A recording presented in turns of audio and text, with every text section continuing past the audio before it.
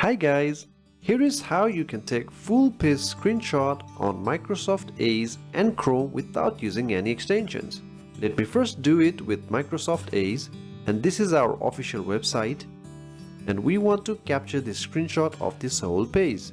For that, simply press Ctrl plus Shift plus S, and now you can capture the particular area, capture the visible screen area, or capture the full page. Let me capture the full page, and here is the screenshot. You can as well draw to mark something or erase it.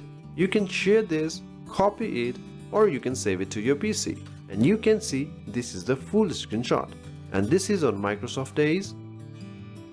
Now if you're using Chrome, so this is our another website dedicated to WordPress.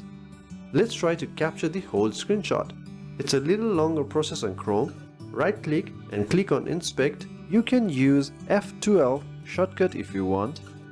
Click on these three dots and go to Run command, or you can also use the shortcut Ctrl plus Shift plus P and then type screenshot here, or you can capture the area or use full size screenshot.